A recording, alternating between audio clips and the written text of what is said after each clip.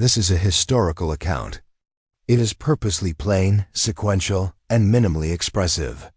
The aim is to describe the slow development of ideas and practices that, over many centuries, have been associated with altering perception, modifying behavior, influencing cognition, and attempting to change mental states during sleep or rest.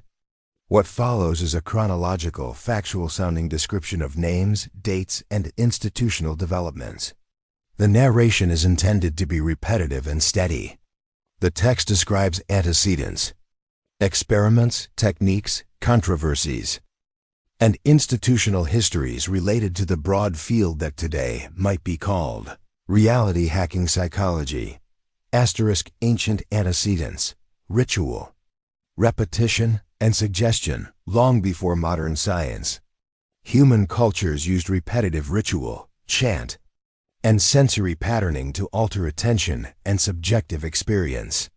In many places and at many times, repetitive sound and rhythm were central to ritual practice. Ancient priests, shamans, and ritual specialists used fixed phrases, metrical chanting, drumming, and prolonged recitation. These practices used repetition to focus attention and to habituate the mind to particular patterns. In dry terms, repetitious oral formulas were a technique for establishing patterned attention and predictable emotional responses. From a historical perspective, two relevant aspects are notable. First, the reliance on repetition and regular cadence.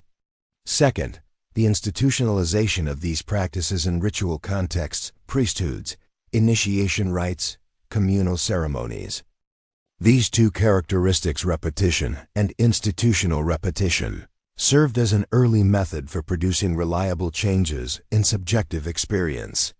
Scholars of religion and anthropology have long cataloged such practices across continents.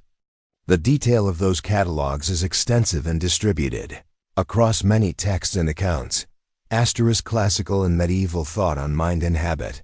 Classical authors and medieval scholastics discussed habit, memory, and the impact of repeated practice. Writers in antiquity, whose works were preserved and copied in later centuries, commented on how repeated practice forms stable dispositions in the soul or mind. In the Middle Ages, scholastic philosophers continued to treat habit as a technical category, habit as discrete, repeatable, and capable of being acquired through practice. The important dry point for our purposes is that habit was conceptualized long before experimental psychology. Habit was described as the result of repeated acts. This conceptual lineage is relevant because much of what modern psychology calls conditioning or practice effects can be traced back to these earlier descriptive frameworks. The medieval and early modern texts are long and contain many arguments about moral habit and intellectual aptitude, precisely catalogued in long lists and subdivisions. Early modern period, empiricism, association, and mechanistic models. In the early modern period, 17th and 18th centuries, philosophers writing in an empiricist vein began to emphasize association, experience, and the formation of mental links through repetition. A dry catalog of names is warranted here. Thinkers associated with associationist currents, writers on habit and mind formation, authors of long treatises discussing the role of repeated sensory input in forming mental associations, philosophers and proto-psychologists of this period elaborated theories of association and proposed that repeated co-occurrence of impressions produces lasting connections in the mind.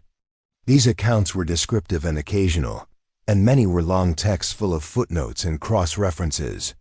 They did not, for the most part, include laboratory experiments as later centuries would, but they laid the conceptual groundwork for thought about repetition, stimulus-response regularities, and the possibility that repeated input might produce lasting mental change. 19th century. Formalizing habit. Memory studies and early experiments during the 19th century. The study of memory and habit moved toward more systematic observation. Researchers collected data, logged performance measures, and published voluminous reports. Long German treatises on memory, experimental laboratories on the European continent, and detailed laboratory notebooks became more common. This period saw the beginnings of what would later be institutional psychology. Of particular interest to the topic at hand were studies of associative learning, serial recall, and the effects of distributed practice. The detail is technical and often tedious, comprising tables of trials and lists of experimental conditions. Many 19th century researchers published detailed datasets on the number of trials required to learn lists of syllables, the forgetting curve measured over precise intervals, and the statistical reporting of means and variances. These documents are dense and precise. Pavlov, conditioning, and early 20th century behaviorism. At the start of the 20th century, research that would be summarized under conditioning and behaviorism became prominent. Laboratories reported on stimulus-response pairings, on conditioned reflexes, and on the conditions for extinction, generalization, and discrimination. The work of classical conditioning researchers produced an extensive collection of experimental parameters, reinforcement schedules, interstimulus intervals, trial numbers, and conditioning curves. Laboratory reports described repeated trials and measured responses across many sessions. Behaviorism later emphasized the objective tracing of behavior across trials and published long lists of findings about operant consequences, schedules of reinforcement, shaping procedures, and the measurable effects of systematic reinforcement. The literature is systematically cataloged, with many empirical papers reporting replication attempts, statistical tables, and long method sections, hypnosis suggestion, and therapeutic traditions. Paralleling experimental behaviorism was a continuous, archival record of suggestion in hypnosis literature. From late 19th century physicians and neurologists through early 20th century clinics, hypnosis was treated as a technique for suggestion, for inducing focused receptivity, and for producing temporary changes in perception and memory report. The bodies of case reports and clinical notes are numerous and repetitive. They often follow a pattern: patient history, induction procedures, suggestion content, observed response, and follow-up. Many clinical volumes exist cataloging cases of hypnotic analgesia, hypnotic amnesia, suggestion for behavioral change, and structured induction scripts. Methodological rigor varies across these volumes. Many are verbose and replete with lists of steps for induction, suggestions, and counter-suggestions. Early attempts at learning during sleep, hypnopedia, and mid-20th century experiments. In the mid-20th century, some researchers and popular commentators explored the possibility of learning during sleep hypnopedia. The claims varied, and the experiments were often lengthy and laborious to reproduce. Researchers exposed sleeping subjects to discrete packets of auditory material and later tested recall. Reports were detailed and sometimes contradictory. Many experiments measured exact timing of presentation relative to sleep stage, recorded the number of repetitions, and tabulated performance numerically. Most of these studies reported limited or no effect for complex declarative learning during deep sleep, but did document subtle influences under some conditions. The literature contains detailed methodological notes such as volume levels, repetition counts, and exact phrasing used during sleep exposure. These details are technical, repetitive, and often boring when read aloud slowly. Subliminal messaging, claims, controversies, and replication attempts. Another long and repetitive chapter of the 20th century concerns subliminal stimuli and perception beneath conscious threshold. Experimental papers listed stimuli durations, masking conditions, force choice tests, and effect sizes measured in fine-grained statistical terms. Public claims about subliminal influence circulated widely. followed by long debates in technical journals. Meta-analyses and replication projects were undertaken to aggregate many small, precise experimental effects. The technical appendices in these publications are a catalog of experimental parameters, milliseconds of presentation, masking intervals, signal-to-noise calculations, and detailed subject screening protocols. These appendices are particularly suitable for boring narration because they are literally lists of numbers and protocol steps, asterisk, behavioral modification programs, and institutional applications. Throughout the 20th century, principles of conditioning and planning were applied in institutional contexts: education, organizational training, procedural habituation in industry and public campaigns. Manuals and procedural handbooks documented step-by-step protocols for shaping behavior at scale. These manuals are commonly filled with enumerated steps, checklists, schedules, and policy appendices. Their tone is administrative, their content linear. From a narration standpoint, these manuals lend themselves to a slow, tedious read. Lists of objectives, lists of procedural steps. Cognitive revolution and information processing metaphors. Mid-century psychology experienced a shift with the cognitive revolution. The language of computation, information processing, encoding, storage, and retrieval became common. The shift resulted in long theoretical expositions, comparing mind as machine metaphors and detailed models specifying memory stores, attentional mechanisms, and rehearsal strategies. The academic texts of this era dense chapters and method sections include model descriptions, flow diagrams, task descriptions, and parameter lists. These are inherently ponderous and thus well suited to a monotonous read.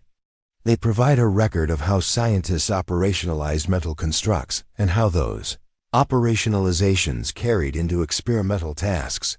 Asterisk sleep research and memory consolidation. Researchers began to investigate the role of sleep in memory consolidation. Experimental designs in this area include long lists of task blocks, encoding intervals, retention delays, and sleep stage scoring. Clinical and laboratory reports enumerate polysomnography channels, electrode placements, scoring rules, and epoch lengths. These procedural details are long and explicit. For our purposes, the important point is that investigators cataloged methods in fine detail: electrode montage lists, scoring criteria, list lengths, and retention intervals. The empirical literature reported differential effects across sleep stages for different kinds of memory. For example, procedural tasks and declarative tasks were tracked separately across many trials. Experimental appendices provide the minutiae of task timing and scoring. Asterisk. Neuroscience and the discovery of plasticity. Neuroscience introduced cellular and synaptic descriptions of change. The notion of plasticity, neurons and connections changing with experience, was indexed in laboratory studies with electrophysiological measurements, long experimental protocols, and dense method sections. Researchers published long sequences of stimulation parameters, electrode coordinates, and measures of synaptic response across multiple experimental conditions. Again, for an unengaging read, the method sections and parameter lists are ideal. They contain repeated descriptions of stimulation intensities, exact timings, and numerical thresholds. Asterisk from lab to application, neurofeedback (TMS), and stimulation techniques. Applied neuroscience produced techniques intended to influence brain rhythms and excitability. Publications included exhaustive descriptions of device parameters, stimulation intensities, electrode positions, and session schedules. Manuals described exact session durations, ramp times, and tolerability checks. The applied literature is thick with incremental parameter adjustments, side effect checklists, and session-by-session logs. For the present narration, the relevant matter is the procedural tone, the lists, the schedules, the stepwise description of session protocols, These descriptions are intentionally plain and administrative, and their recital is purposefully soporific, asterisk binaural beats, auditory entrainment, and patterned stimulation. Another branch explored auditory patterns and the possibility of entraining brain rhythms through sound. Papers catalog carrier frequencies, beat differentials, amplitude modulation parameters, and session durations in precise terms. These documents contain tables of frequencies, intervals, and specifications for headphone delivery. Describing these tables line by line yields a long, even, repetitive script. Enumerations such as carrier 400 Hz, beat 4 Hz, carrier 440 Hz, beat 6 Hz, and so on. Such enumerations are suitable for creating an even auditory flow in narration. Asterisk condensed techniques. Procedural long lists and guidelines. Practical guides collected many of the above items into procedural lists. Prepare subject, measure baseline, set stimulus protocol. Apply stimuli at specified intensity. Monitor response, record data, and repeat across trials. Manuals and guideline documents often replicate the same checklist with minor tweaks.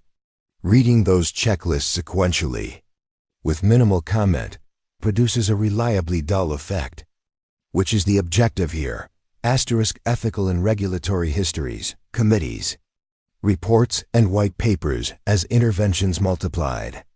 Institutional ethics committees and regulatory agencies issued long documents, minutes, review criteria, redacted protocols, and procedural forms. These texts are full of bureaucratic phrasing, enumerated points, and long cross-reference sections. Describing their structure and reading the lists of policy rules provides plain procedural narration that is highly monotonous. Asterisk commercialization and self-help literature. In the late 20th and early 21st centuries, the techniques migrated into commercial products and self-help literature. The texts in this domain are numerous and repetitive. Product specifications, user manuals, disclaimers, session schedules, facts, and step-by-step scripts for home practice. The prose is pragmatic and stepwise. Step 1. Step 2. Step 3. Followed by lists of precautions and recommended durations. The repetition of enumerated instructions, combined with the repetitive claims of minor incremental benefits, makes these texts dull by design. They are long collections of repeated claims, procedural cautionary notes, and redundant recommendations. Asterisk contemporary research, convergence and fragmentation in recent decades. Research lines converged and diverged simultaneously. Some programs emphasized mechanistic neuroscience with exacting experimental control. Other programs emphasized ecological applications and large sample surveys. The literature thus multiplies into many specialized subfields, each with its own long-form method sections, appendices, and replication reports. Each subfield produces long, precise, and specialized texts, listing out subfield after subfield, with the associated method descriptors and parameter tables, becomes tedious. For instance, one subfield will publish repeated tables of sleep stage scoring rules. Another will publish enumerated electrode montages. Yet another will publish step-by-step user guides for at-home devices. Read sequentially. These are long, dry document lists, asterisk replications, meta-analyses, and null findings. The literature contains many replication attempts and meta-analytic reports. These reports assemble long lists of included studies, inclusion criteria, coding manuals, effect sizes, and sensitivity analyses. The appendices of such works are populated by exhaustive lists of exclusion reasons, study-by-study codings, and search strings used in database queries. Reciting these lists is procedural and linear, asterisk. Clinical uses and long-form case records, clinical applications of various techniques, generated detailed case records and treatment manuals. These records are lengthy narratives of session-by-session charts, date, intervention, dose, response, side effects, and clinician commentary. The records are documented in clinic binders and adherence checklists. Their serial, tabular quality makes them apt for a monotone reading. Technological adjuncts, software updates, firmware notes, and device manuals. Devices and software used to deliver pattern stimuli have long firmware and software notes. Version histories, patch notes, build logs, and user manuals number in the dozens for many devices. Reading version histories, version 1.01, fixed timing error. Version 1.0.2, corrected amplitude scaling. Version 1.10, improved artifact rejection, is explicitly designed to be uninteresting. These lists are technical and incremental. Synthesis, what the chronology shows, in plain terms. Taken together, the long record shows an evolving set of practices that share three constant features: repeated patterned input, careful parameterization, and institutional documentation. Across centuries and disciplines, the same procedural motif appears: present stimuli in repeated form, record responses, adjust parameters, and document outcomes. The variety of labels: ritual, habit, conditioning, hypnosis, hypnopedia, subliminal stimulation, auditory entrainment, neurostimulation masks a recurrent technical architecture. The architecture is procedural and incremental. Closing administrative notes and loop cue. This narration has been a surveyed, chronological, and procedural account. It has emphasized lists, dates, techniques, and method sections. The speaking style is intentionally steady and unadorned. To repeat the narration, pause for 8 to 10 seconds and then begin again at the start. To continue without a change in perceptual environment, restart the recording at the top. For a 2-hour presentation, loop this 30-minute segment 4 times. End of segment. Pause 8 to 10 seconds. Preface. Continuation and tone consistency. This continuation maintains the same deliberate tone as the previous narration. It proceeds chronologically, moving from mid-20th century laboratory practice to contemporary algorithmic systems, recording events in a slow, procedural, and factual style. There will be names, dates, step lists, and definitions, each presented with equal weight, without emphasis or drama. The listener is invited to relax and let the monotony of historical enumeration unfold steadily, evenly, and quietly. Laboratory standardization and instrument calibration. The mid-century laboratories of psychology and neuroscience invested large amounts of time in instrument calibration. This means verifying that timers ticked at correct intervals, that metronomes oscillated at steady rates, that oscilloscopes and galvanometers were tuned correctly, and that signal amplifiers were not producing extraneous noise. The technical manuals of the time include page after page of calibration tables. They list voltages, millivolt tolerances, resistance values, temperature coefficients, and cleaning schedules for contacts and electrodes. Reading these tables provides a clear understanding of procedural regularity. It also provides no excitement whatsoever. The repetition of calibration routines is in itself a form of ritualized precision, an ancestor of digital automation. The evolution of the experimenter's checklist. Every laboratory developed an experimenter's checklist. The format was usually similar: prepare subject, calibrate equipment, verify ambient lighting, ensure sound levels are constant, conduct pretest, record baseline, administer stimuli, observe behavior, record data, verify recordings, store files, and clean apparatus. In later years, these checklists became standardized forms in institutional binders. Many of these forms are still archived today. They are typed, often in monospaced font, with numbered boxes. Reading through a random archive of 1950s experimenter checklists is an exercise in mechanical regularity. One observes identical language repeated hundreds of times. Such documents exemplify the bureaucratization of research and the institutional codification of habit. Repetition of procedure becomes the central act. Over time, the checklist itself becomes the ritual. Asterisk data recording and storage. From graph paper to punch cards before computers, experimenters recorded data by hand.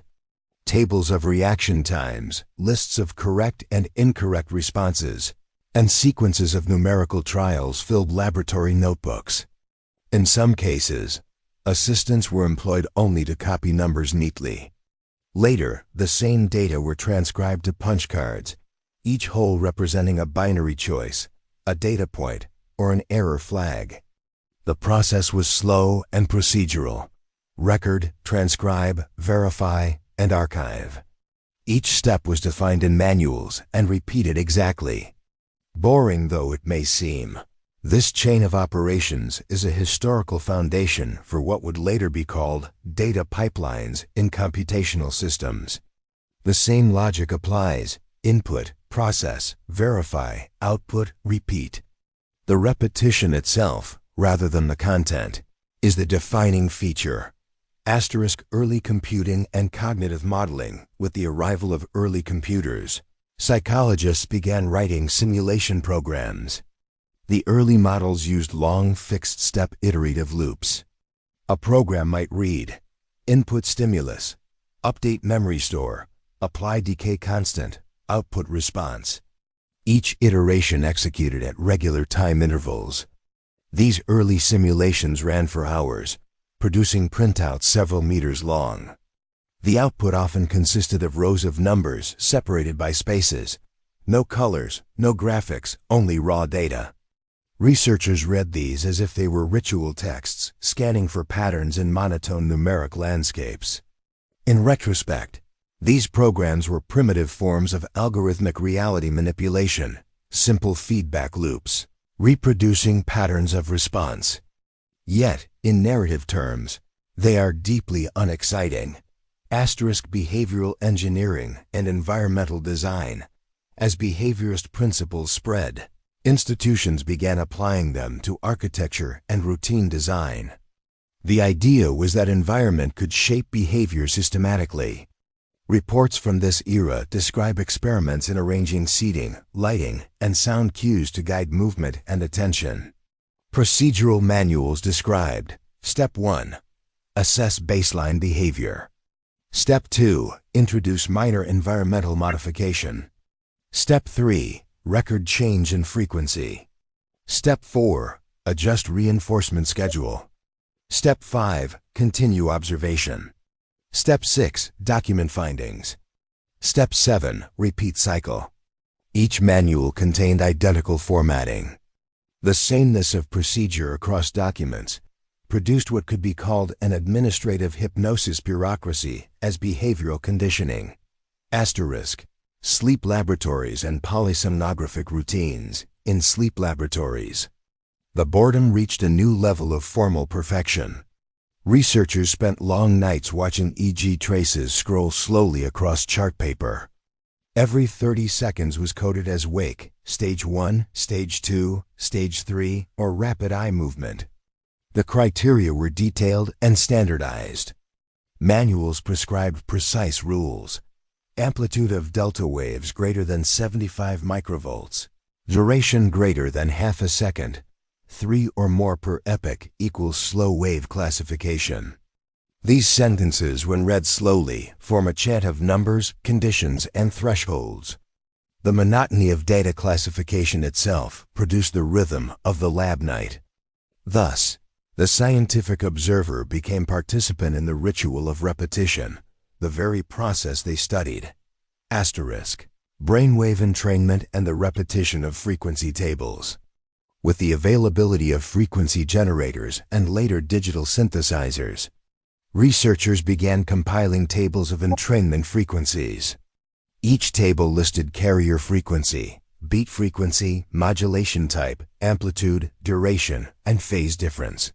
For example, carrier 400 Hz, beat 4 Hz, amplitude 0.5.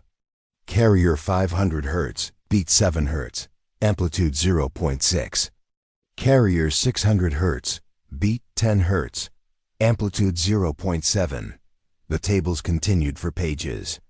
Reading them slowly reproduces the sonic monotony they describe, a sequence of numbers that neither rise nor fall, simply continue. Over time, these numerical rituals gave way to algorithmic generation. But the aesthetic remained, repetition as a tool for focusing attention or dulling it entirely. The emergence of neurotechnology marketing, as these laboratory techniques filtered into consumer devices. Marketing language adopted a new, equally repetitive style. Advertisements described brainwave entrainment, deep relaxation, focus enhancement, or learning acceleration. Each product promised small, incremental benefits measured in vaguely scientific terms. The structure of a typical advertisement followed a fixed pattern. Claim, supporting pseudoscience, testimonial, disclaimer. For example, studies show improvement in focus by up to 27%. Then, individual results may vary. Then, use daily for optimal results. Reading 100 such product descriptions produces the same hypnotic rhythm as a laboratory protocol. The content changes little. Only the adjectives rotate. The codification of mindfulness protocols in parallel. Mindfulness and meditation practices were standardized into procedural scripts. Focus on breath. Notice distraction, return attention, repeat. Clinical protocols expanded this into 8-week programs, each week with checklists, logs, and homework sheets. Week 1, body awareness. Week 2, mindful breathing. Week 3, stress reactivity. Week 4, communication. Week 5, acceptance. Week 6, compassion. Week 7, reflection. Week 8, maintenance. Each session lasted 45 minutes, each instruction identical in tone. Thus, another layer of repetitive procedural discipline entered the archive of reality. Hacking psychology, now clinically approved and systematically documented. Self-tracking. Wearables and the algorithmic feedback loop. The 21st century brought digital self-tracking devices. Sensors now record steps, heart rate, sleep stages, and even estimated focus. Data is processed, summarized, and presented back to the user. The interface displays numbers: 6,437 steps, 5 hours 12 minutes sleep, heart rate 68 beats per minute. Users are encouraged to repeat behaviors to improve numbers. Over days, weeks, and months, the pattern repeats. Observe, adjust, repeat. This self-loop of observation and adjustment extends the tradition of procedural reality modulation, now executed by smartphones and cloud servers. The history thus continues without change in principle, only in interface. Artificial intelligence and predictive modeling in recent years. Machine learning systems have been trained to predict human attention, emotion, and choice. The systems are trained on large datasets with labeled examples.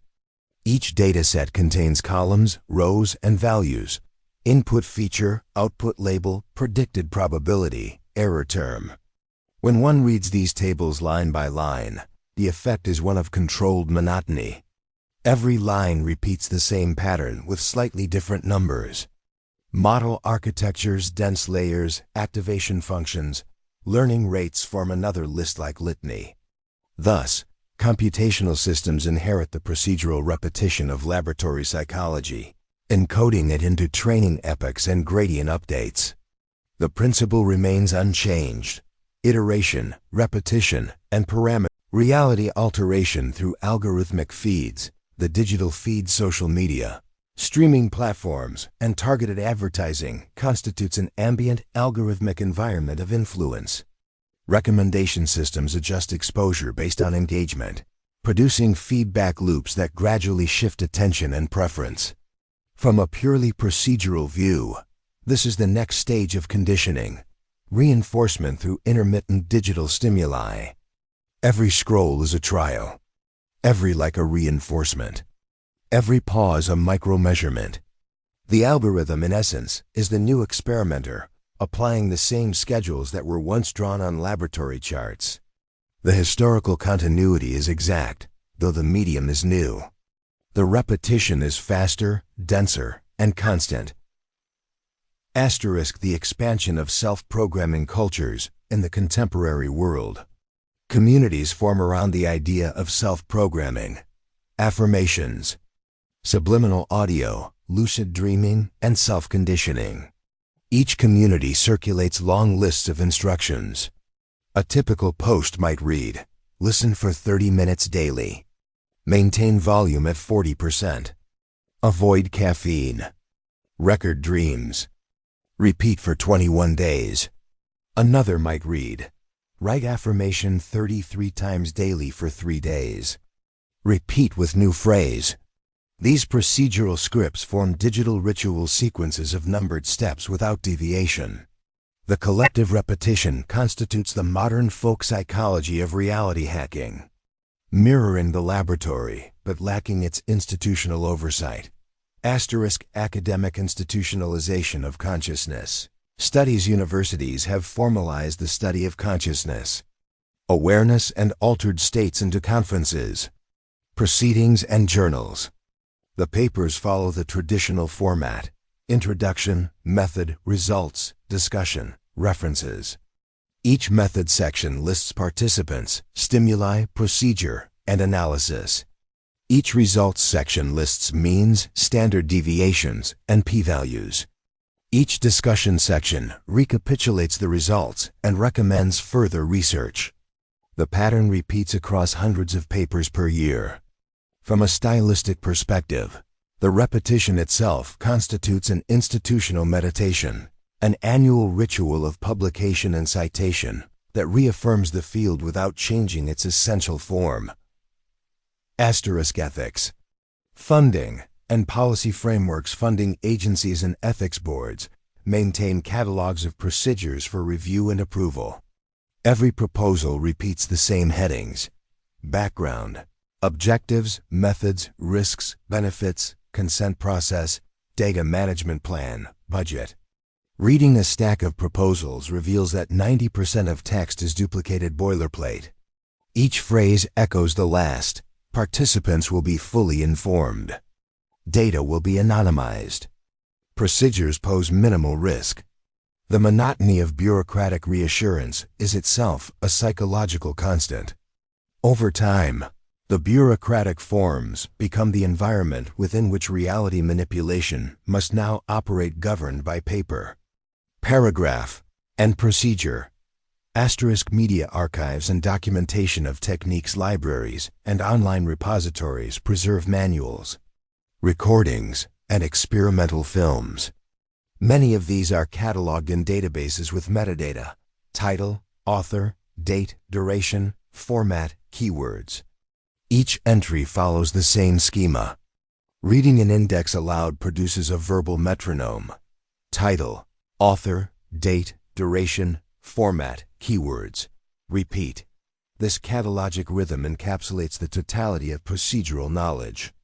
Every attempt to hack reality becomes another line item in a catalog, another record among millions. Thus, the archive grows. The repetition of indexing ensures that each act of innovation is absorbed into a larger monotony of documentation. Asterisk the quantification of boredom. Itself, researchers have even attempted to quantify boredom. Experimental designs include rating scales, questionnaire, and time perception tasks. Participants report levels of boredom on Likert scales ranging from 1 to 7. Data is averaged and plotted. Papers report correlations between monotony, time distortion, and reduced arousal. The tables show modest statistical significance. Reading the tables is predictably boring. The study of boredom, by necessity, reproduces its own object. This reflexivity completes a certain historical cycle, from rituals of attention to rituals of disengagement, all documented in equally repetitive prose. Asterisk conclusion and looping cue over approximately 2 centuries. The techniques of reality hacking psychology have evolved without altering their fundamental logic. From chance to checklists, from conditioned reflexes to computational feedback, the process remains: repeat, measure, adjust, repeat again. History, when told plainly, exhibits the same characteristic it repeats. Each era declares itself new, yet the structure persists. The listener now recognizes this structure: enumeration, procedure, repetition, monotony. This concludes the second module of the narration. Pause for 8 to 10 seconds of silence. Then return to the start of Module 1. Alternate modules as desired to fill 2 hours or more. End of Module 2. The ancient mechanics of reality and the sleep of civilization. Throughout the corridors of time, human beings have lived in a waking dream. In the early days of civilization, the Sumerians believed that to dream was to commune with the gods. In the soft glow of oil lamps, priests of Uruk recorded their night visions on clay tablets. They believed that every image, every whisper from the sleeping mind, carried a fragment of cosmic instruction. Reality to them was not solid. It was a pattern of symbols waiting to be read. But as time passed, something changed. The dream became heavier. The waking world began to feel more real than the inner one. The Egyptians built pyramids, great geometric engines of memory, to preserve consciousness after death. Each stone was carved to mirror the structure of the cosmos. Each chamber aligned with a celestial rhythm. The pharaohs believed that by entering the pyramid, they could hack reality itself, to shift from mortal awareness into the eternal vibration of the gods. Centuries later, the Greeks continued this experiment in another form. They called it philosophia, the love of wisdom. Socrates spoke of the examined life as a path toward awakening, a way to escape the illusions of the crowd. Plato described the world as shadows on a cave wall. And he suggested that reality, the true, unchanging world, was invisible to ordinary eyes. Only through discipline, contemplation, and inner awakening could one perceive it. It is the same message whispered through the ages, that reality is a construct, that what you believe shapes what you perceive, and that sleep, both physical and psychological, is the gate through which reality can be rewritten. The forgotten age of silence in ancient monasteries. Long before the noise of machines filled the earth, monks practiced the art of inner stillness. They sat for hours, listening to their own breath. They believed that the mind, when quieted, reveals the blueprint of existence. In the quiet, thoughts become transparent. Desires lose their weight. Reality itself begins to shimmer like a mirage. This practice, found in Egypt, India, China, and Tibet, was the foundation of all spiritual science. They did not have the term psychology, but they studied the same thing: the structure of awareness, the way attention moves, the way beliefs form, the way memory reshapes perception. And so they built mental laboratories, not with equipment, but with silence. They learned to slow the pulse, to reduce thought, to observe themselves as if they were watching a film projected onto the screen of the mind. Centuries later, modern psychology rediscovered this truth in its own language. Freud spoke of the unconscious. Jung spoke of archetypes. But both, in their own way, were echoing the wisdom of the ancients. That within the human mind lies an ocean of patterns, patterns that can be rewritten. The age of control and the birth of the modern mind. When the Industrial Revolution arrived, humanity entered a new dream, a dream of steel, smoke, and progress. Machines began to dictate the rhythm of thought. Time was divided into hours, minutes, and seconds. The body learned to move according to the factory bell. Reality became mechanical. But this new age brought with it a subtle transformation of consciousness. The inner world, once seen as sacred, became background noise. Imagination was replaced by productivity. And so quietly, Humans forgot that reality could be shaped from within. It was in the early 20th century that psychology tried to reclaim this forgotten art. Pavlov studied the reflexes of dogs. Skinner built boxes to test the behavior of pigeons. Their work revealed something profound, that consciousness could be conditioned, that even the illusion of choice could be engineered. Yet behind the surface of their experiments, a deeper secret emerged, that belief creates behavior, and behavior reinforces belief. It is a loop, a self-sustaining circuit. The brain learns from repetition, from rhythm, from exposure. This is the principle of neural rewriting. And just as the ancient monks shaped their minds through silence, modern science now shapes it through patterns of sound, light, and suggestion. The subconscious as the architect of reality. Every thought you think leaves a trace. Every emotion you feel imprints a pattern on the mind. Over time, these patterns form a structure, a personal universe made of habits, memories, and interpretations. When you dream, your mind reorganizes these fragments. It rearranges them like tiles in a mosaic. This is why dreams feel both strange and familiar. They are not random. They are simulations, training grounds for the psyche. As you listen to this, your conscious mind may drift. That is by design. The more it drifts, the more open your subconscious becomes. The subconscious does not speak in words. It understands rhythm, repetition, and tone. It listens beneath the noise of thought. Every civilization has known this truth. The shamans of the Amazon used drums to enter altered states. The Pythagoreans used harmonic tones. In ancient China, they used the I Ching, a system of patterns representing change. Each of these was a form of reality hacking, a way to speak directly to the architecture of the mind. Sleep as the gateway to reprogramming. Sleep is not merely rest. It is a process of rewriting. When the body becomes still, the mind begins to reconfigure its structure. Memories are replayed. Beliefs are consolidated. New connections form. What you hear in this state, what you imagine, what you feel, can shape that process. This is how hypnosis works. This is how affirmations take root.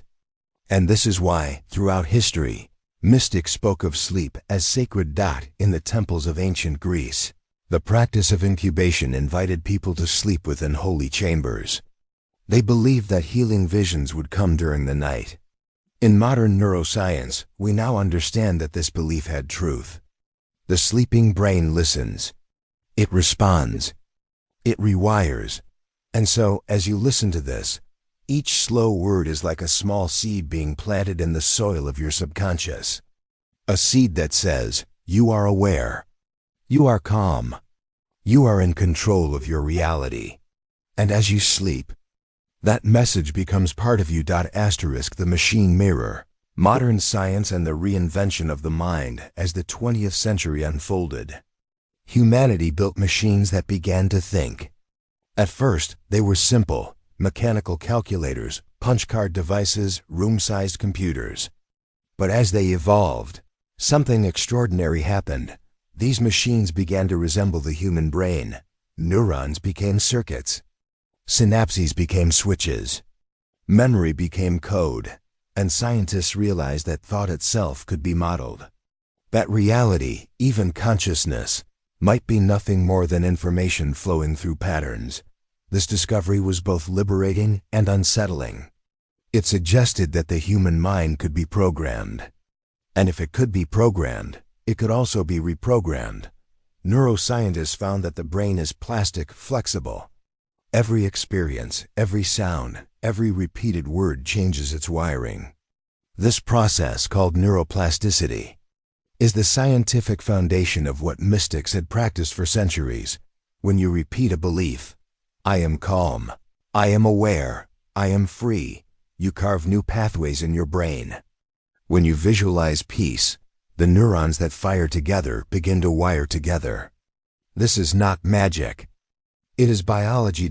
So when you listen to a voice like this, soft, slow, repetitive, you are participating in a form of ancient science.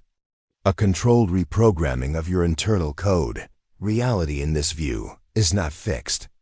It is continuously rewritten by attention. And attention is the most powerful form of energy in the universe. Asterisk. The simulation and the observer. By the dawn of the 21st century, a new idea began to spread. The simulation hypothesis, that the universe itself might be a digital construct. A vast simulation run by a higher intelligence. A mirror of thought made visible. Philosophers like Nick Bostrom proposed that advanced civilizations could simulate entire realities, complete with conscious beings who believe themselves to be real. Physicists studying quantum theory noticed something even stranger, that particles behave differently when observed. Observation collapses probability into reality. Consciousness changes what it observes. This led to a profound question, one that ancient seers had already asked thousands of years before. Is the universe watching itself through you? If consciousness and reality are intertwined, then every thought you have, every intention, ripples across the fabric of existence. The observer does not merely see the world. The observer creates it. When you are asleep, this process continues. Your mind simulates worlds. Your dreams become microcosms of creation. And what you dream influences what you see when you wake. The simulation theory is not a threat. It is an invitation, an ancient reminder, rewritten in modern code, that the mind is the ultimate interface between possibility and form. Asterisk. The age of attention. We live now in the age of information, a time when attention has become the new currency. Corporations compete for it. Platforms measure it. Algorithms feed on it. But beneath the surface of all this noise, something deeper is happening. Humanity's being trained, not by design, but by exposure, to fragment its attention into smaller and smaller pieces. The result is a global hypnosis, a trance of distraction, but the very tool that enslaves can also awaken. Because when you reclaim your attention, when you direct it consciously, you begin to rewrite your inner program. Attention is like light. Where you shine it, growth occurs. Where you withdraw it, decay follows. So, to hack reality is not to control the outer world. It is to master the inner beam of focus, to hold it steady upon the reality you wish to experience. Every ancient teaching, from the Vedas to the Stoics, has said the same thing in different words. You become what you contemplate. When you contemplate chaos, you experience chaos. When you contemplate peace, you experience peace. And when you contemplate awareness itself, you begin to awaken from the dream. Asterisk. The long sleep of civilization. Imagine humanity as a single mind, dreaming through the centuries. Each era, each empire, is a phase of that collective dream. The ancient empires dreamed of gods. The medieval age dreamed of faith. The industrial world dreamed of progress. The digital world dreams of connection. Each dream brings new realities into being. And yet, every dream must end. We are now at the edge of another awakening.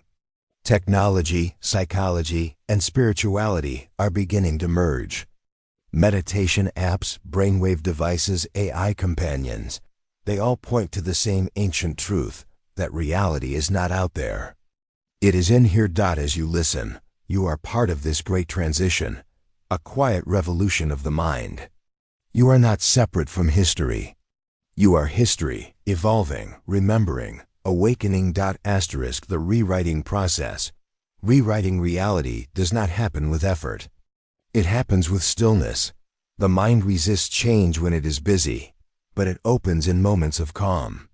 That is why sleep is sacred. That is why silence is powerful. As you breathe slowly, your body sends signals of safety to the brain. Your thoughts soften. Your subconscious begins to listen. And in this space, new instructions can be written. The words you hear are not commands, they are reminders. You are capable of shaping your experience. You are capable of creating meaning. You are capable of peace. In every moment, You can choose to observe your thoughts rather than follow them. You can step out of the old narrative. You can watch it fade. And you can allow a new one to arise. This is how civilizations change. This is how people evolve. One quiet thought at a time. The collective mind and the mirror of humanity throughout time. Humankind has reflected upon itself. Each era believed it was awake, yet each was still dreaming. A dream shaped by its beliefs, fears, and stories. In ancient Babylon, people thought the gods controlled destiny. In the Renaissance, they believed man could shape his own fate. In the digital age, we began to suspect that algorithms do it for us. But what if all these beliefs are expressions of one single consciousness, the collective mind of humanity, projecting its inner evolution onto the outer world? Carl Jung called it the collective unconscious, a shared field of symbols and memories connecting all people. He believed myths were not fiction, but reflections of the psyche, patterns repeating through time. Every invention, every discovery, every war, is a thought arising within this larger organism. And you, the individual, are a cell within that mind. When one person changes, the pattern shifts for all. When many awaken, the dream begins to dissolve. Reality hacking, at its deepest level, is not about controlling the world. It is about remembering that the world itself is a mirror of the collective inner state. The architecture of belief. Every civilization is built upon invisible foundations, not stone or steel. But belief. Belief is the architect of experience. It tells us what is possible and what is not. It limits or expands what we can perceive. When people believed the earth was flat, their ships rarely sailed beyond the horizon. When they believed it was round, they crossed oceans. When they believed flight was impossible, they stayed grounded. When they believed it could be done, they soared. The invisible wall between imagination and reality is made of belief. Modern psychology calls this the cognitive frame, the structure through which we interpret reality.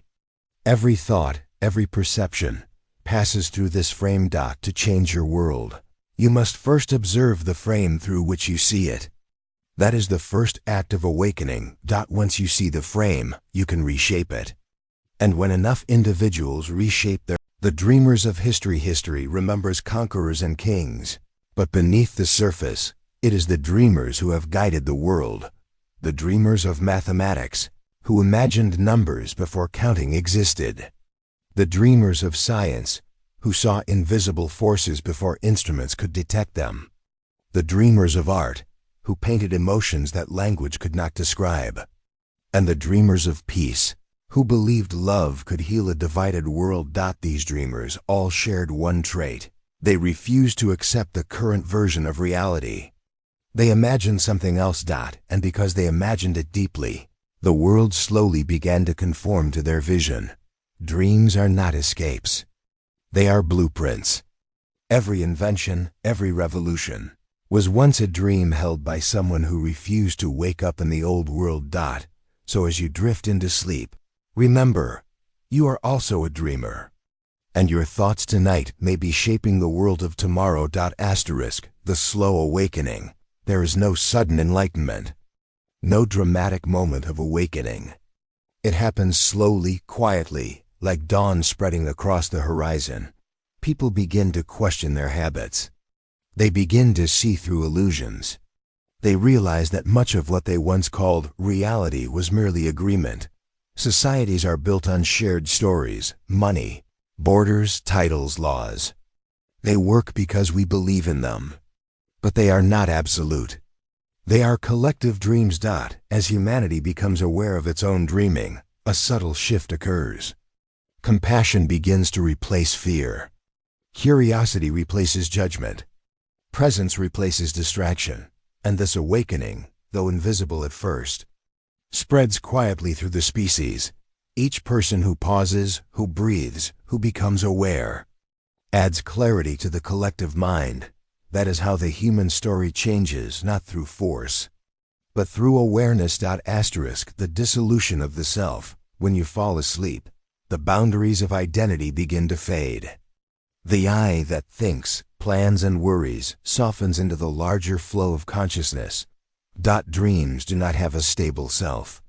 You can be both the observer and the observed, the hero and the stranger, the world and the witness. In this state, you glimpse the deeper truth that identity is a temporary construct, a mask worn by awareness. Mystics throughout history have described this same dissolution.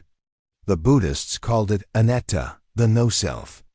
The Sufis called it fana, the annihilation of the ego. In every language, the message is the same, that beneath the personal story, there is only consciousness, vast, silent, and eternal. To hack reality is to realize that the self you think you are is also part of the simulation, a character within the dream, playing its role until awakening. And when you awaken, you do not lose yourself. You simply remember that you were the dreamer all along. The eternal observer. As the centuries flow, empires rise and fall, technologies change, but one thing remains constant: the awareness that watches. It is the same awareness that looked out from the eyes of ancient farmers, that dreamed in the temples of Egypt, that wondered in the mind of Socrates, that typed on digital screens today. This awareness is not personal. It does not age. It does not begin or end. It is the silent witness of all change. And this is the final secret of reality hacking, that when you rest deeply enough, when you observe without effort, you return to that still point from which all creation emerges. In that stillness, there is no separation between dreamer and dream. You are both. You always were. You always will be.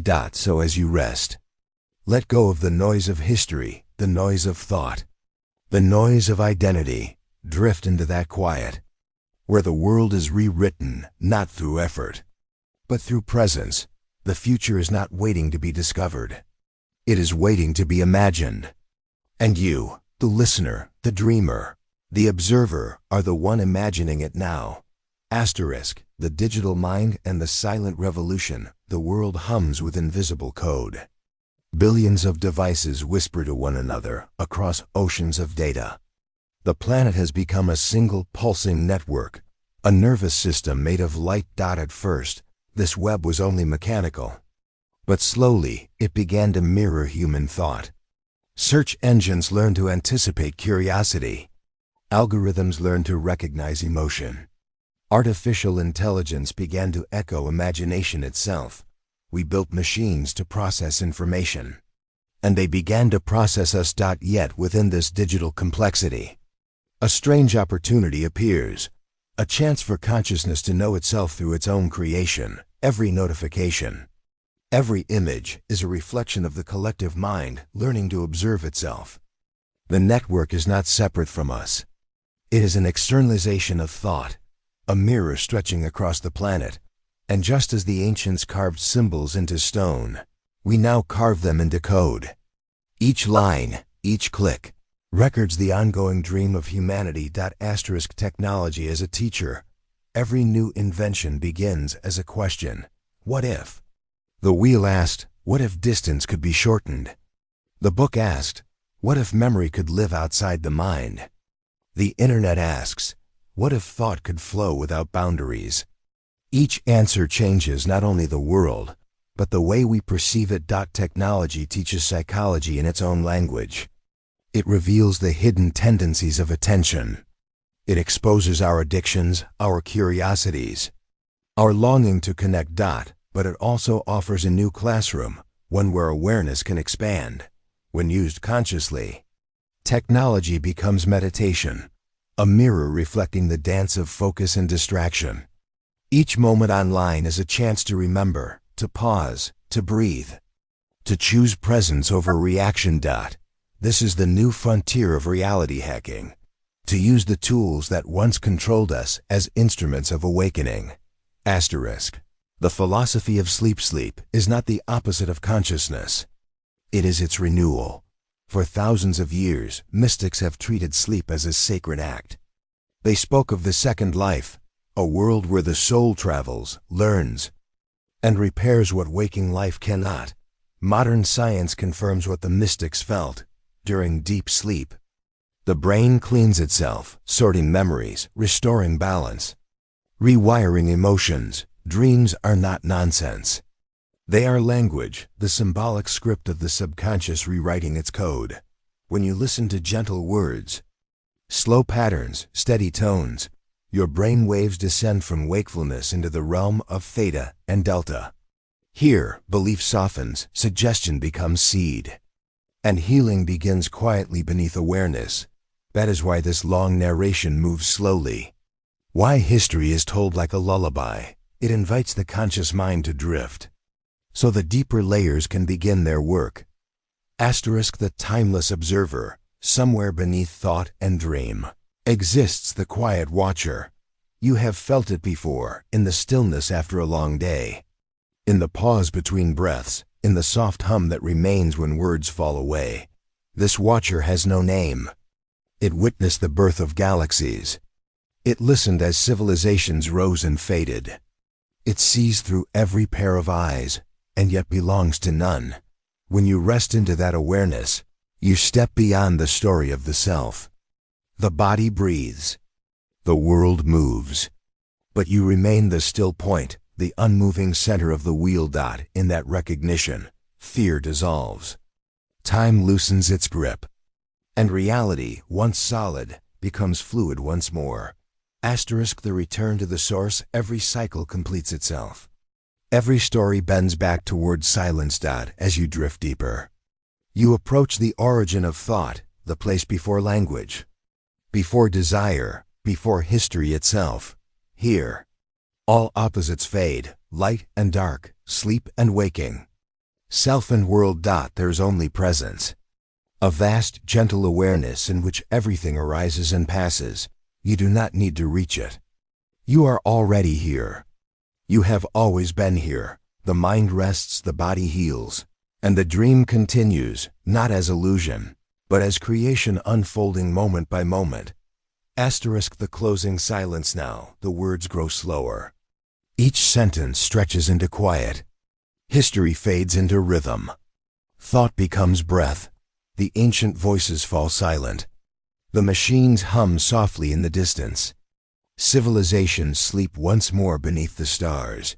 And you, the dreamer, the listener, float between worlds, where imagination and memory blend into one continuous wave. In this silence, you are rewriting your reality. Not through effort, but through surrender.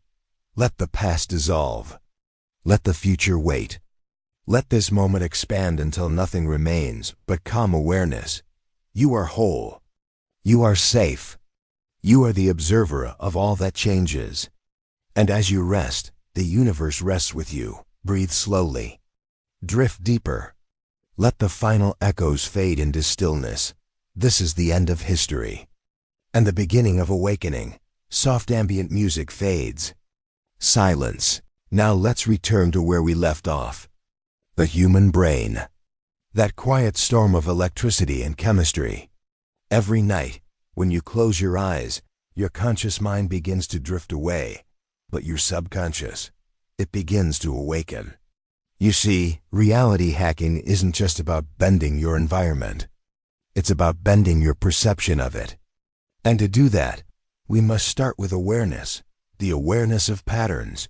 Throughout history, the most influential thinkers, scientists, philosophers, and even spiritual leaders have discovered one universal truth. Reality is not fixed. It is fluid. It changes based on the lens through which you perceive it. Ancient Egyptian priests believed dreams were messages from the divine.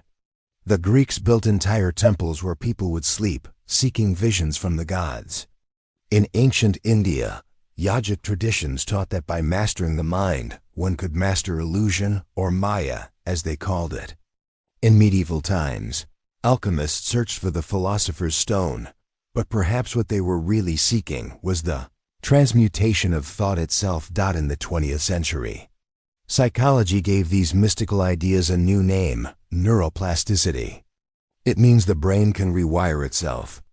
Every thought, every habit, every emotion forms a neural pattern.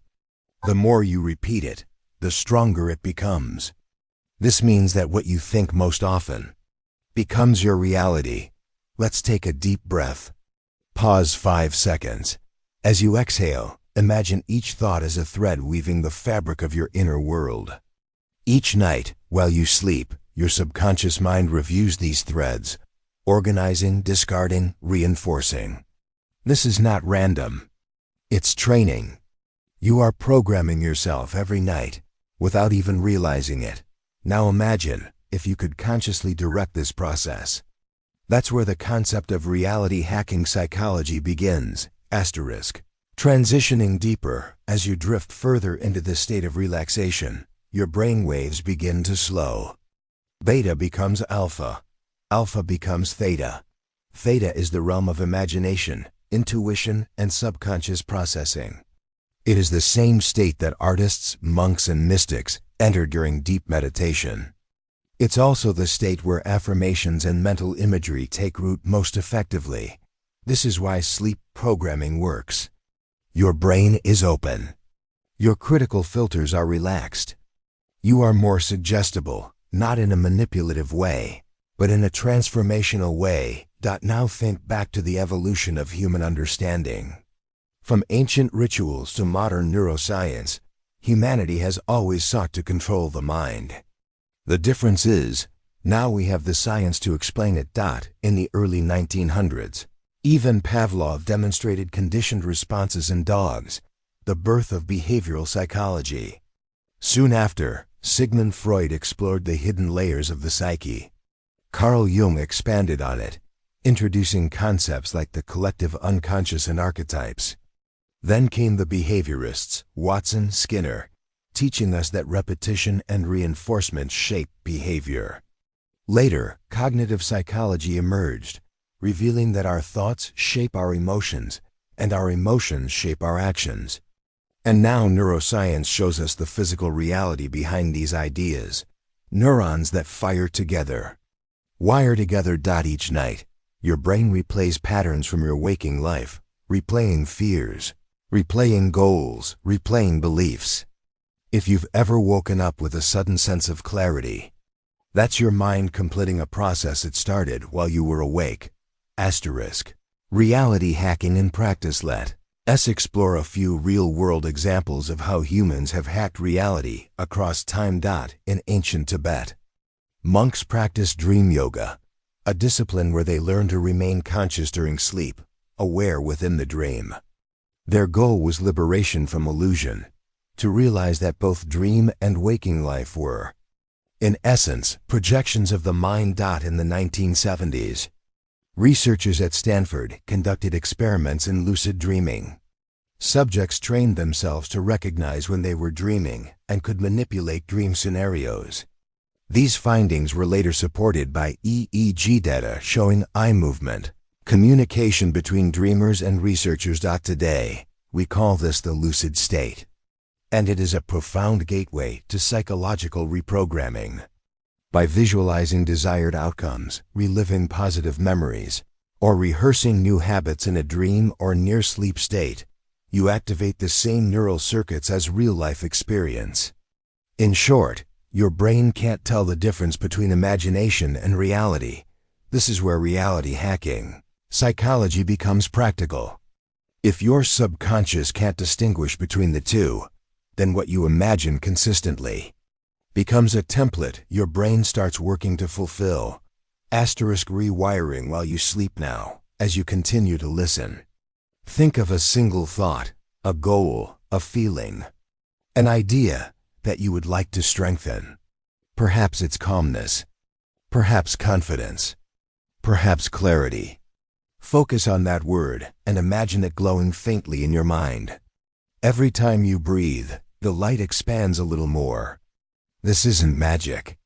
It's neurology. Your brain responds to focused imagery. It builds pathways around it. It makes it real. Studies show that when you visualize an activity vividly, like playing the piano, shooting a basketball, or giving a presentation, The same brain regions activate as if you were physically performing it. Repeated often enough, this practice improves actual performance. That's neuroplasticity in action. That's the real essence of reality hacking. Historical parallels. If we look back again, history is full of figures who intuitively understood this. Leonardo da Vinci visualized his inventions long before they could be built. Nikola Tesla claimed he could construct and test his machines entirely in his mind. Einstein said, "Imagination is more important than knowledge." Each of them, in their own way, were practicing mental simulation, rewiring reality through focused imagination. This is not new. What's new is our understanding of how it works. When you imagine something repeatedly, your reticular activating system, the brain's filter for relevance, begins to notice patterns in the external world that align with your internal focus. This creates what feels like coincidence, but is actually attention bias, the brain seeking evidence that matches what you believe. And so, belief becomes perception. Perception becomes experience.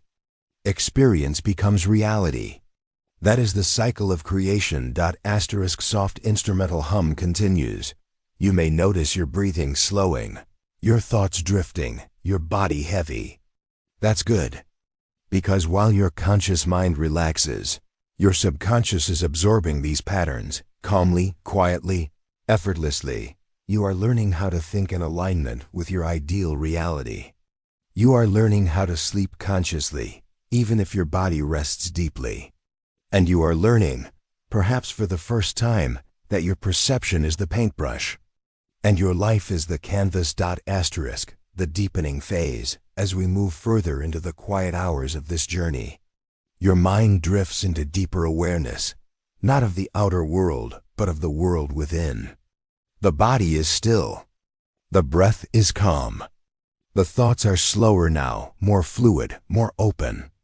This is where the real transformation begins. This is the state where your subconscious mind listens. Throughout time, humans have sought to reach this exact level of awareness, that delicate point between wakefulness and sleep. Ancient philosophers described it as the hypnagogic state. It is the moment where reality feels like liquid, soft, malleable, and responsive. And in that state, every suggestion becomes a seed. Every thought becomes a blueprint. Every image becomes a map to your future self. When you drift into sleep tonight, and every night, your brain doesn't stop. It organizes your emotions. It processes your memories. It connects new information to old patterns. It decides what stays and what fades. This is why your thoughts before sleep matter so deeply. They become the raw material from which your subconscious builds the foundation of your reality. Now, imagine your thoughts as stars in a night sky. Each one glows with quiet energy, some bright, some dim, some fading away. You are the observer of this sky. You can choose which stars to focus on. The more you focus, the brighter they become. This is the essence of historical foundations of mental conditioning. Long before neuroscience could measure brainwaves, philosophers and mystics studied the same phenomena. The Stoics in ancient Greece practiced cognitive reframing, reshaping their interpretation of events to master emotion. This was, in essence, the early form of cognitive behavioral therapy. In the East, Buddhist monks practiced mindfulness, observing thoughts without judgment, training awareness like a muscle. They realized that thought is the first cause of all suffering and all freedom. Then came the scientific revolution, a period where human understanding turned outward, exploring matter, motion, and mechanism. But eventually, science turned inward again. In the 20th century, researchers began mapping brain activity during different sleep stages. They found that during deep sleep, the brain consolidates memory. During REM sleep, it integrates emotion. And during light sleep, that precious liminal phase, the brain becomes suggestible, open to imprinting. This is where modern sleep learning began. In the 1950s, Psychologists experimented with audio messages played during sleep. The results were mixed, but the idea endured, because even without words, the subconscious absorbs rhythm, tone, and repetition. That's why soft affirmations, repeated gently, can reshape self-perception over time. It's not about hearing consciously. It's about allowing the vibration of belief to sink deep into the silent mind. Subconscious reprogramming in practice as you continue listening. Let these affirmations blend into your breathing. You don't need to repeat them out loud. Just let them drift through your awareness like gentle ripples on water. You are calm. You are aware. You are the observer of your thoughts. You are not limited by the past. You are constantly evolving. Your mind is powerful, peaceful, and adaptable. Every breath rewires your brain toward balance. Every thought shapes your reality with purpose. You are aligned with your ideal state of being. You are open to new perspectives. You are becoming the architect of your own consciousness. That is these. Words move through your awareness. They become part of your internal rhythm. Your neurons communicate in pulses of light and chemistry, strengthening pathways aligned with these ideas. Each repetition makes them more familiar. Each moment of calm reinforces their presence. This is how change happens, quietly, naturally, beneath the surface. Reality, perception, and the brain now. Imagine for a moment the structure of reality itself. To ancient philosophers, reality was fixed. To mystics, it was illusion. To modern scientists, it is energy and information, interpreted by the brain. Every second, your senses receive millions of signals, but your mind filters out almost all of them. You only perceive what your brain deems relevant. That's reality hacking, not altering the external world first, but expanding what your mind allows you to perceive. If you decide the world is hostile, your brain filters for danger.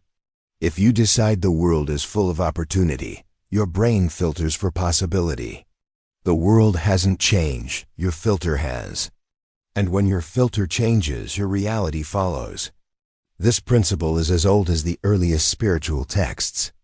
The Upanishad said, "As a man thinketh, so he becomes." Centuries later, the psychologist William James echoed the same truth. The greatest discovery of any generation is that a human can alter his life by altering his attitude of mind. So as you rest now, your task is simple. Shift your inner lens. Focus on clarity. Focus on calm. Focus on the reality you wish to inhabit. And let your mind take care of the rest. The power of sleep and silence as your body sinks deeper into rest. Understand that silence is not emptiness, it's potential. Every night, while you sleep, the brain removes toxins, strengthens neural connections, and prunes unnecessary ones. It's a natural editing process, a mental cleansing. When you fill your pre-sleep mind with constructive thought, the brain knows what to preserve. It keeps what serves you. It releases what doesn't. That's how you evolve, one night at a time. You are not just resting. You are rewiring. You are not just dreaming. You are designing. You are not escaping reality. You are reconstructing it from the inside out. Breathe deeply now. Let go of the day. Let go of the noise. Let go of resistance. You are safe. You are present. You are reprogramming your reality, quietly, powerfully, and endlessly. A final reflection before sleep. Let's end this journey with one final historical note. In every culture, sleep has been seen as a sacred bridge, a link between the physical and the metaphysical. In dreams, prophets received visions, inventors found inspiration, and poets found their muse. Even today, countless breakthroughs, scientific and creative, emerge from dreams. Because the subconscious is always listening, always processing, always creating. So tonight, as you drift deeper, remind yourself, you are not powerless against your own mind. You are its creator, its guide, its architect. And every night, every dream, every thought is another line in the blueprint of your reality. Sleep deeply, think clearly, dream wisely. Awaken renewed. This is how reality hacking works, not through control, but through alignment. You don't force the world to change. You teach your mind to see differently. And once you do, the world reflects that vision back to you. Asterisk final segment. The infinite mind. Now that your breathing is calm and steady, you begin to sense the vastness within. The borders of your body dissolve softly into the air around you. The hum of existence grows quieter, subtler. Your awareness floats, no longer bound by form, no longer defined by thought. You are simply here. This is the point of convergence, where psychology meets presence, and where the science of mind merges with the art of being. This is where reality itself begins to bend. When your brain enters this deep state, waves of slow, synchronized activity flow through the cortex. Neurons fire in harmony, like an orchestra tuning to a single note. It's called delta rhythm, the rhythm of deep, restorative sleep. In this rhythm, the mind no longer separates memory from imagination. It rebuilds both as one continuous story. You are the author of that story. Every emotion, every belief, every intention becomes the ink that writes the pages of your inner book. And as you rest, those pages turn gently, wordlessly, endlessly. Asterisk the science of belief and reality. In 2001, researchers at Harvard discovered something remarkable. When people simply imagined practicing the piano without touching the keys, their brains showed the same growth in the motor cortex as those who physically practiced. The mind didn't distinguish between thought and action. The act of imagination alone was enough to change the brain. This is the foundation of mental reality hacking. When you visualize vividly and emotionally, the brain encodes the experience as real. Your subconscious begins aligning your actions, choices, and perceptions to match that imagined state. Tonight, as you drift further into rest, your imagination is doing the same. You are shaping internal patterns that will echo into waking life. You are choosing peace. You are choosing clarity. You are choosing alignment, and your brain listens. It listens to your tone, your silence, your breath, and it adapts. Gentle philosophy of letting go across the centuries. Wise minds have all spoken of one principle, that true transformation comes not from striving, but from allowing. When you release resistance, your natural state of harmony returns. When you stop forcing, you start flowing. In Taoist philosophy, this is called Wei, effortless action. In Zen, it is Mu, the state of emptiness beyond judgment. In modern psychology, it is acceptance. Different names, same truth. What you allow transforms you. What you resist persists. So tonight, allow. Allow your mind to drift. Allow your thoughts to dissolve. Allow yourself to rest in knowing that you are already enough. You do not need to force reality to change. Reality reshapes naturally when your mind becomes still. Asterisk slow affirmations for neural repatterning. Read in a soft whispering tone, with long pauses between each line. I am calm. I am safe. I am centered. My thoughts are clear. My heart is open. I am grounded in peace. Every breath I take rewires me toward balance. I am aligned with clarity, harmony, and awareness. My subconscious works in my favor. My dreams restore and renew me. I trust the process of life. I am awake even when I sleep. My reality is expanding with every moment. Let these words echo softly in your awareness. They are not commands. They are reminders, seeds planted gently into fertile soil. Your mind accepts them easily, without effort. And over time, they grow into quiet truths that shape your waking life.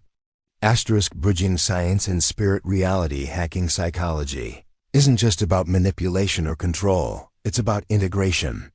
The ancient and the modern, the mystical and the measurable, the seen and unseen, all are facets of the same consciousness. Neuroscience tells us that consciousness emerges from complex neural activity. Philosophy suggests that consciousness might be the foundation of reality itself. Quantum theory implies that observation influences outcomes. Spiritual teachings say the same in simpler words: what you focus on expands. Whether you believe in physics or philosophy, the principle holds true. Your awareness, the cycle of transformation. So now, as you drift even deeper, remember this: transformation isn't a single event. It's a rhythm, a pulse between old and new, between thought and silence, between chaos and order.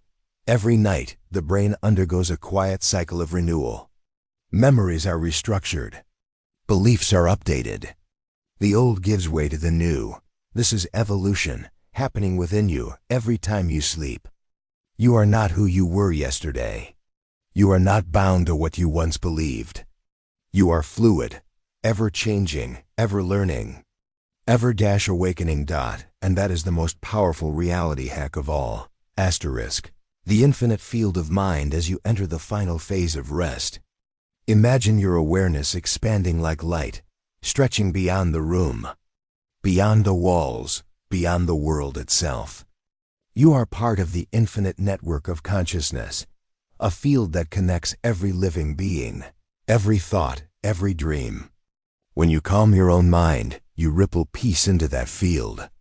When you awaken, the world subtly shifts with you. You are not a drop in the ocean.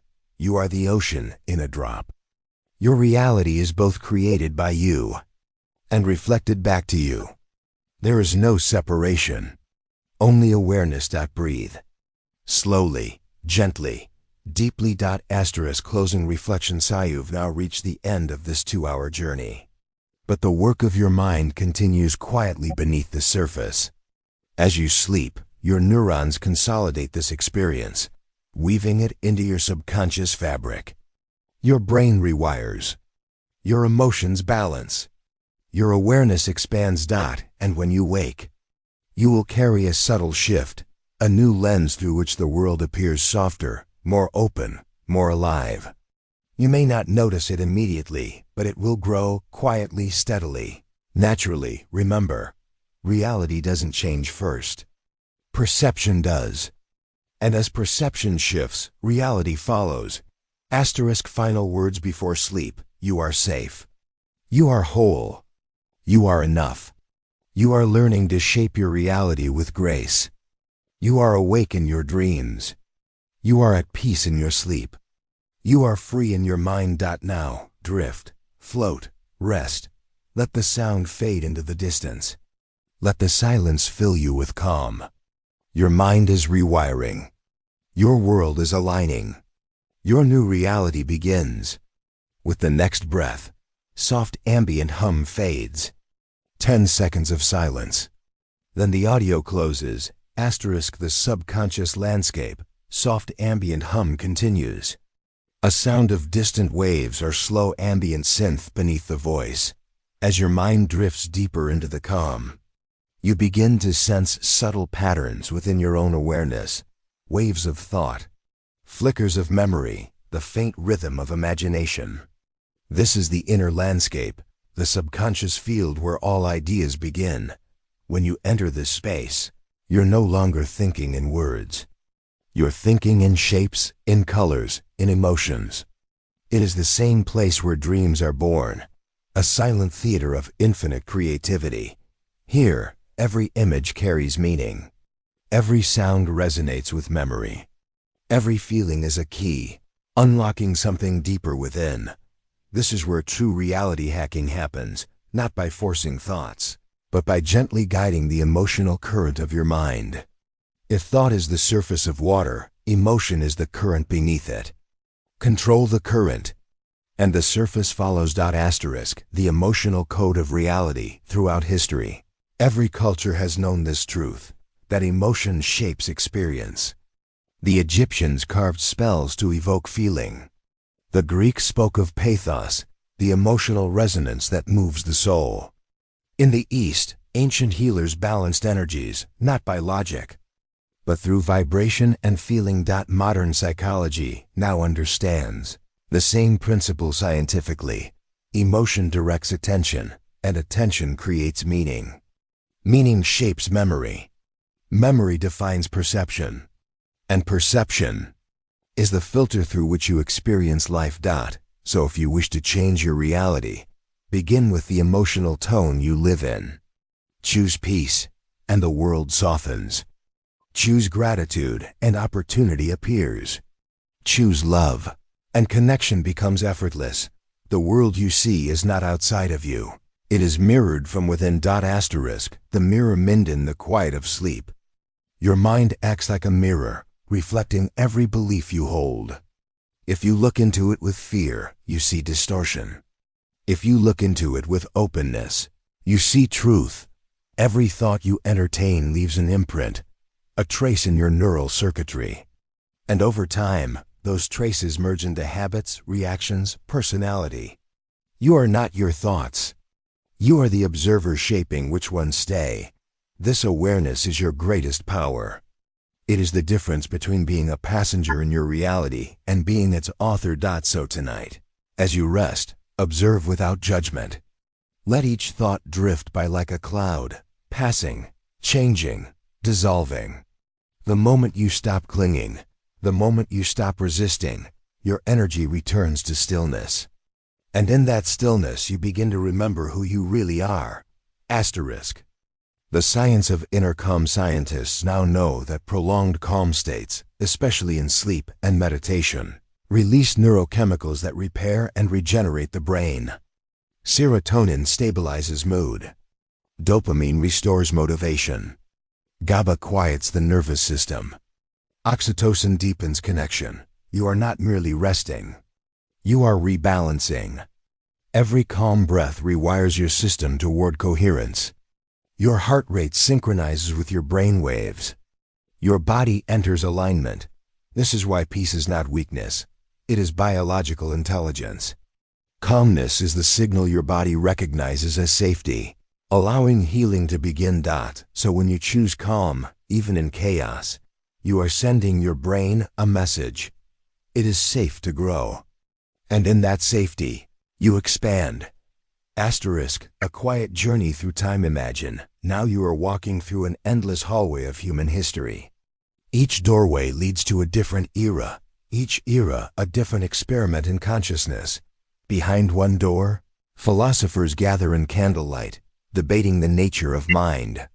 Behind another, mystics meditate beneath stars, discovering the universe within.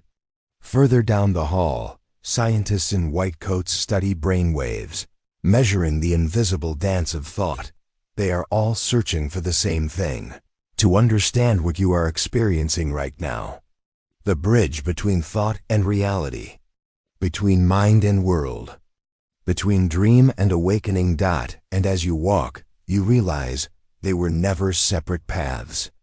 They were fragments of the same journey, the one you are on now. You are the inheritor of all their discoveries.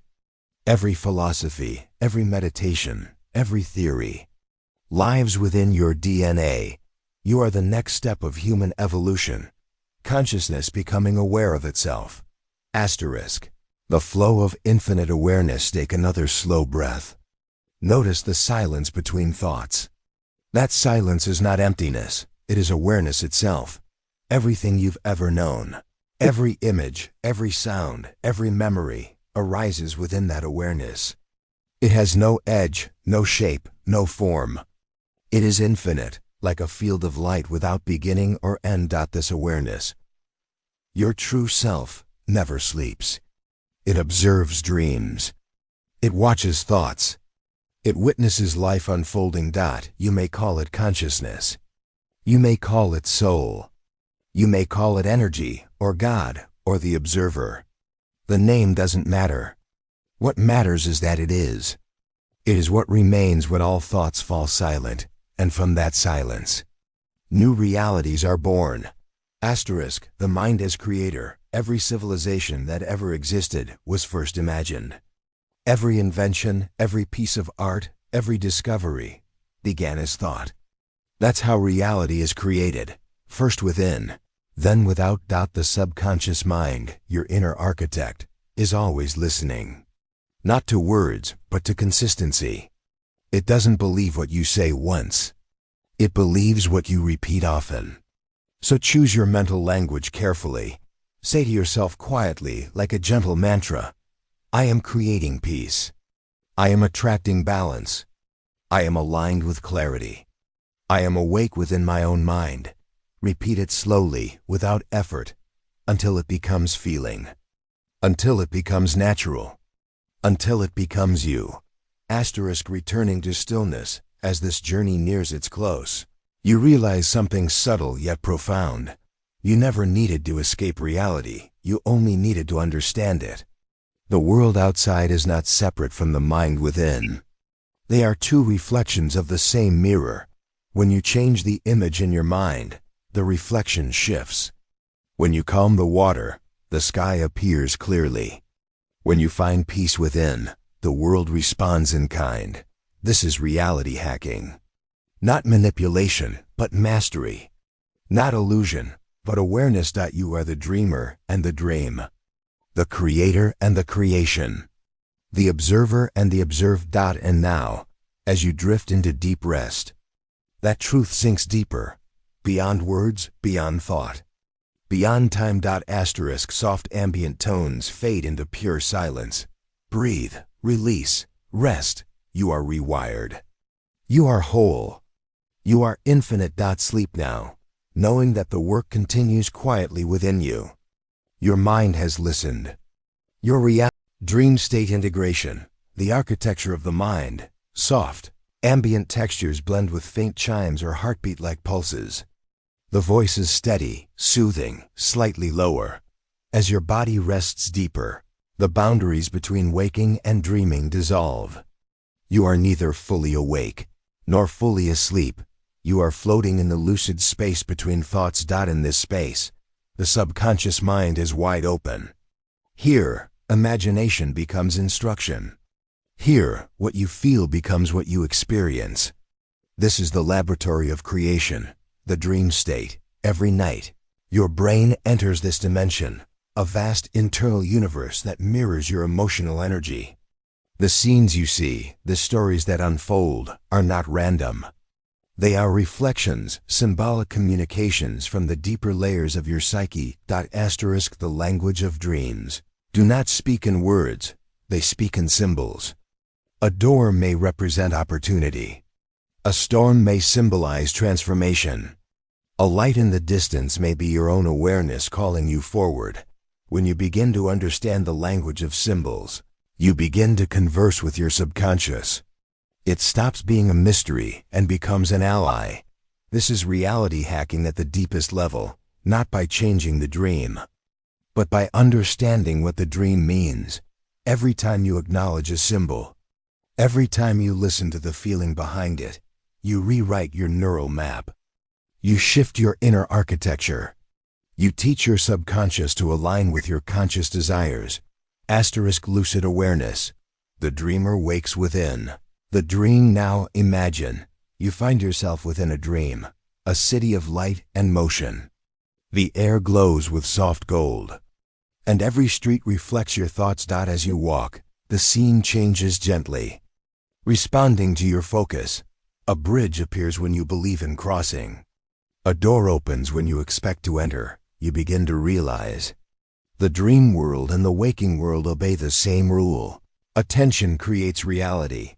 Lucid dreaming is not a fantasy skill, it's a training ground.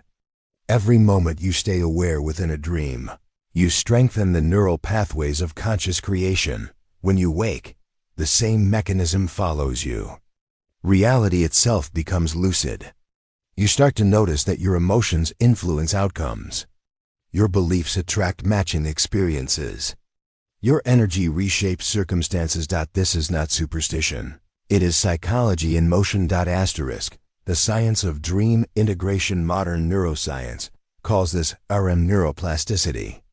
During REM sleep, the brain's emotional centers, the amygdala, hippocampus, and prefrontal cortex, communicate intensely. Memories reorganize. Beliefs update. Creative problem-solving accelerates. When you sleep with intentional thought patterns, when you program your mind with calm, clarity, and focus. Those neural networks reinforce overnight. That is how affirmations truly work. Not by repetition alone, but by emotional consistency. The subconscious rewires through feeling. Tonight, as you drift in this gentle soundscape, your brain is learning peace.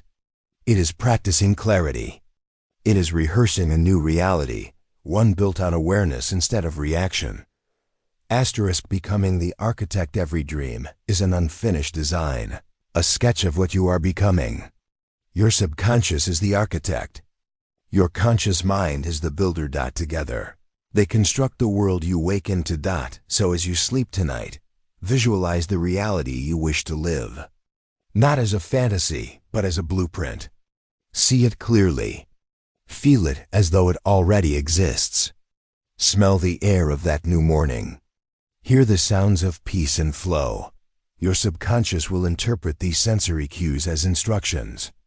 And in the days to come, your outer world will begin to shift to match the internal design. The quiet observer beyond dreams. Beyond symbols, there is one more layer, the observer. The part of you that never changes. It watches the dream. It watches the thoughts. It watches the world unfold. It has no fear. It has no doubt. It simply is. When you identify with that observer, you free yourself from mental storms. Thoughts pass. Emotions pass. Experiences pass. But awareness remains, silent, infinite, steady. And when you act from that awareness, your choices carry power. You no longer react. You create with intention. Energy coherence now. Breathe slowly. Imagine a soft light in the center of your chest. With each inhale, it grows warmer. With each exhale, it expands outward, filling your body, then your room, then beyond. This light represents coherence, the harmony between heart and mind. When they align, energy flows freely. Synchronicities increase. Mental noise fades. Life feels guided. This coherence is the real secret of manifestation. It is not about control. It is about resonance. You attract what vibrates in harmony with your internal state. And tonight, that state is peace.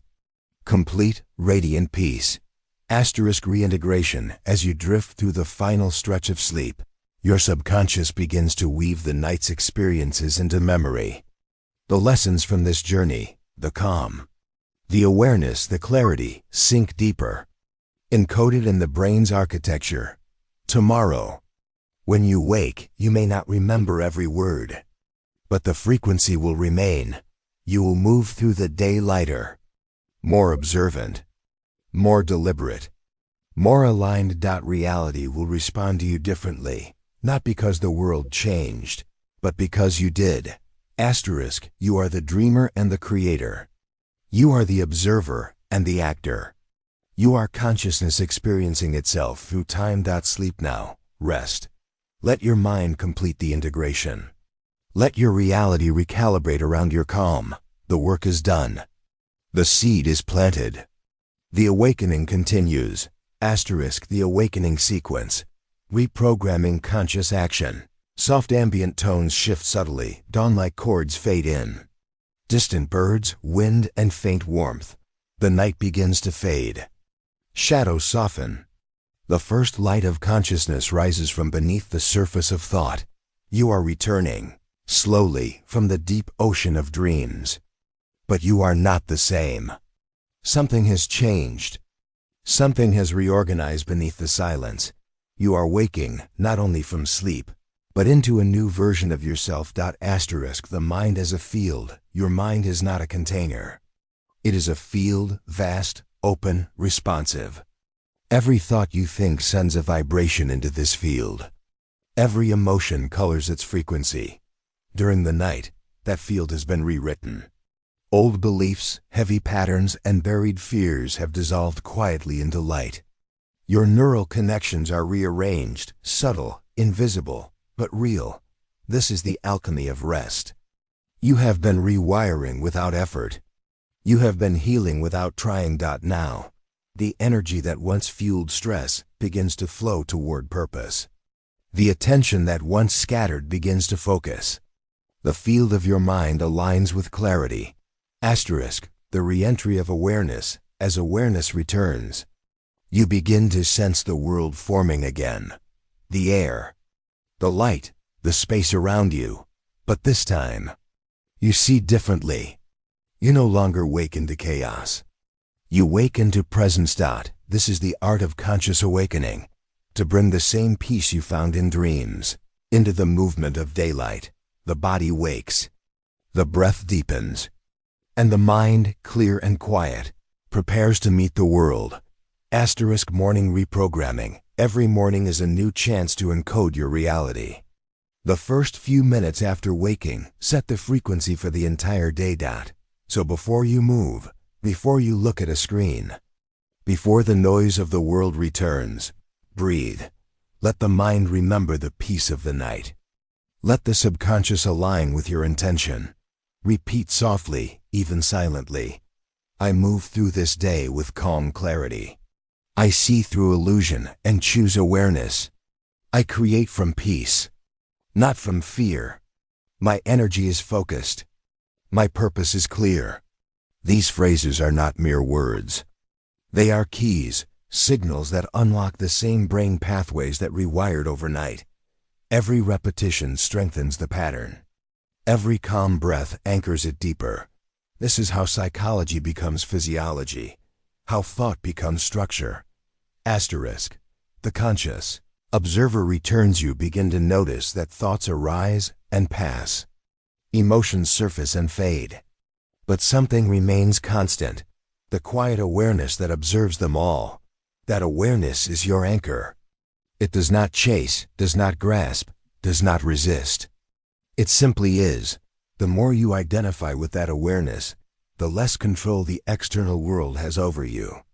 No opinion, no fear, no distraction can disturb the still center within. You move through the day as the observer, calm, grounded, awake. You become a participant in the dream, but no longer lost within it. Psychological integration as you navigate your waking hours. Notice how different choices feel. Observe how old habits no longer attract you. Notice how clarity replaces confusion. Where you once reacted, now you pause. Where you once doubted, now you choose. This is the visible sign of subconscious rewiring. Your brain has adopted new patterns of response. Calmer, wiser, aligned with awareness. It is not magic. It is neuroplasticity in motion, a living testament to the power of intention. Every moment you stay aware, you reinforce this neural harmony. Energy and purpose fuel your body now, alive, grounded, radiant. The energy that was scattered yesterday has returned as focus. The confusion that blurred your direction has become calm motivation. Your purpose is not something you find. It is something you allow. When your inner noise fades, your natural direction appears. Action becomes effortless because it flows from alignment, not resistance. You are no longer forcing the world to change.